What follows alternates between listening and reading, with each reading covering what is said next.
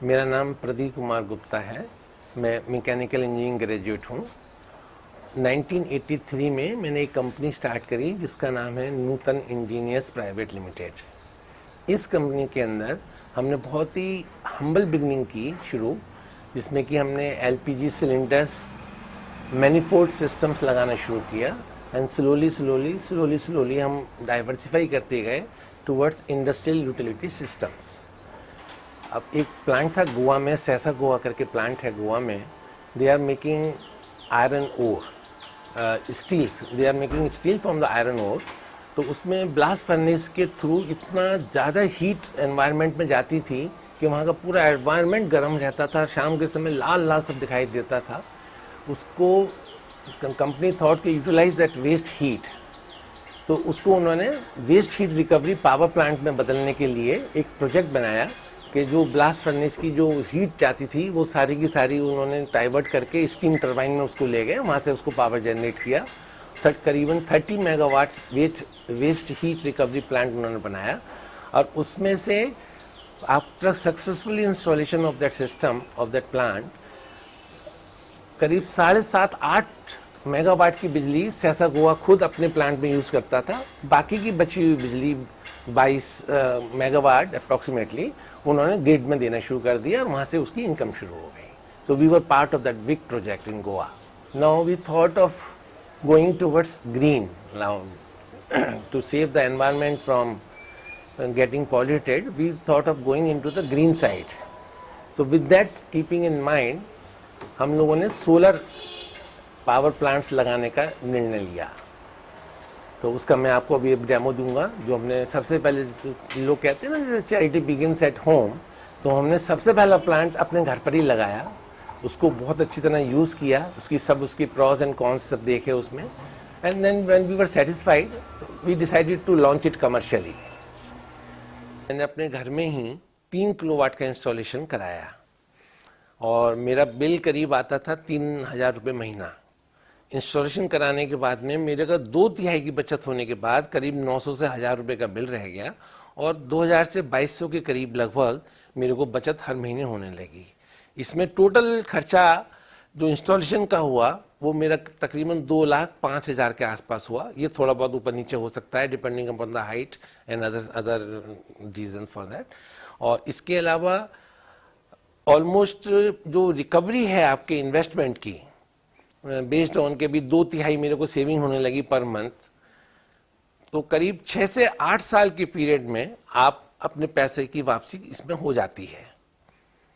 और अगर यही इंस्टॉलेशन हम इंडस्ट्रियल एप्लीकेशंस के लिए, जहाँ की यूनिट रेट बहुत ज़्यादा होता है प्लस वहाँ पर डेप्रिसिएशन भी एप्लीकेबल होता है, तो ये रिकवरी पीरियड सिर्फ 2-2.5 साल से लेकर 3 साल के बीच में ख़त्म, मतलब पूरी रिकवरी आप कर सकते हैं।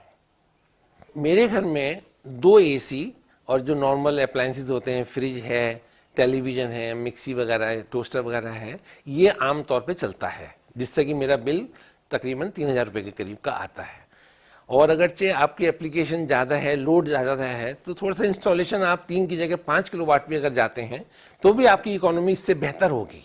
जैसे जैसे आप किलो वाटेज बढ़ाते चले जाएंगे इकोनॉमी आपकी बेटर होती चली जाएगी। लोकेशन मानक विहार की लोकेशन है दिल्ली के अंदर, 3 किलोवाट का प्लांट लगा हुआ है और आपको इसके बारे में ऑलरेडी पीके गुप्ता जी ने बताया प्लांट के बारे में। तो इसके साथ में गुप्ता जी के साथ ऊपर चलते हुए प्लांट को देखते हैं, प्लांट की डिटेल की जानकारी लेते हैं। जैसे अब हम छत पर आ चुके हैं मिस्टर गुप्ता जी के साथ, एक मिस्टर गुप्ता जी की रूफ है और यहाँ पे मैं गुप्ता जी के ऊपर टोटल 3.2 किलोवाट के पैनल लगे हुए हैं। 5 पैनल ऊपर हैं, 5 पैनल नीचे हैं और एक पैनल की वाटेज है 320 वाट। टोटल 10 पैनल है, टोटल पैनल की कैपेसिटी 3.2 किलोवाट। इन सबकी कनेक्टिविटी इलेक्ट्रिफिकेशन करते हुए सामने इन्वर्टर लगा हुआ है, उस इन्वर्टर साथ कनेक्ट किया गया है। अगर आप पीछे देखते हैं सामने इन्वर्टर है, साथ में उसके ऊपर लगी हुई ACDB, नीचे लगी हुई DCDB। इस पूरे 3.2 किलोवाट सिस्टम को कनेक्ट करके आफ्टर दैट उसको DCDB से कनेक्ट किया गया है। इस DCDB से कनेक्ट करने के बाद में इसको कनेक्ट किया है इस इन्वर्टर के साथ में और इस इन्वर्टर के साथ पावर ट्रांसमीटर नीचे। तो अब थोड़ा इसके डिटेल के बारे में चलते हैं कि इस प्लांट को कैसे डिटेल कही है, इसका इलेक्ट्रिफिकेशन कैसे किया गया है। ये 2 पाइप हैं, conduit pipe, that is called conduit pipe है। इन कंड्यूट्स के अंदर 5 पैनल की एक स्ट्रिंग जा रही है, सेकेंडरी 5 पैनल फिर अगेन एक स्ट्रिंग जा रही है, जो कि स्ट्रिंग कनेक्ट होती है हमारे इन्वर्टर के पास में जाकर।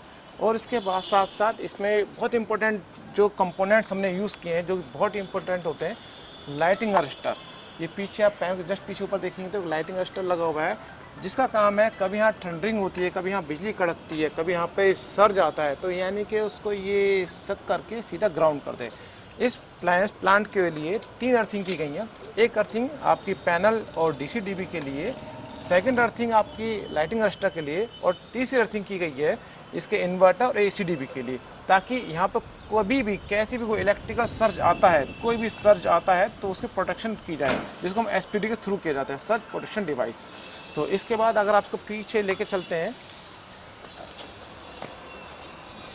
पैनल को यूज़ करने के लिए इसमें स्ट्रक्चर जीआई का स्ट्रक्चर यूज़ किया गया है। सामने देख सकते हैं स्ट्रक्चर जीआई का है, जिसकी लाइफ हमें 20 से 25 ईयर्स की होती है, यानी कोरिजन फ्री, यानी 25 साल तक, 20 से 25 साल तक इस पर कोरिजन नहीं आएगा, जो कि सोलर इंडस्ट्री के अंदर बहुत इंपॉर्टेंट रोल होता है कि इसको हमेशा आपको कोरिजन फ्री ही यूज़ करना चाहिए। ये सारा पर जीआई का स्ट्रक्चर है, और ये आपके नीचे फाउंडेशन बने हुए हैं, ये आपकी अर्थिंग पाइप जा रही है, और ये आपका यहाँ से मूव करते हुए, ये यहाँ से मूव करते हुए, ये आपकी इस कंड्यूट के थ्रू हम सीधा इसको लेके जाते हैं सामने आपका इन्वर्टर के पास। ये कंड्यूट पाइप जा रहा है, जिसमें कि हमारी कुछ अर्थिंग की वायर जा रही है, और एक कंड्यूट के अंदर जा रही है हमारी डीसी वायर। यानी कि अर्थिंग की वायर हमारा यूज़ होता है बेसिकली एसी-डीबी के लिए, डीसी-डीबी के लिए, इन्वर्टर के लिए, और डीसी वायर का यूज़ किया है हमने बेसिकली टर्मिनेशन के लिए अपना इन्वर्टर पर। यहाँ से हमारा कंड्यूट अंडरग्राउंड हुआ है थोड़ा सा इसके नीचे से, अगर आप देखें यहाँ से कंड्यूट जा रहा है हमारा, इसके अंदर डीसी वायर है, और डीसी वायर यहाँ से मूव करते हुए सीधी हमारी जाती है इस डीसी-डीबी के साथ में।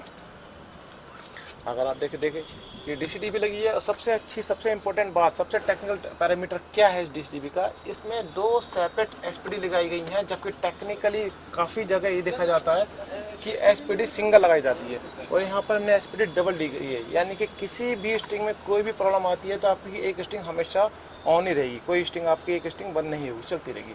2 एसपीडी लगाई गई हैं, दोनों सेपरेट हैं, दोनों कनेक्शन करने के बाद में फाइनली इसको टर्मिनेट किया गया इस इन्वर्टर के साथ में, और इसके बाद ये पावर आपकी जा रही है इस कंड्यूट पाइप के थ्रू इस एसी-डीबी के अंदर।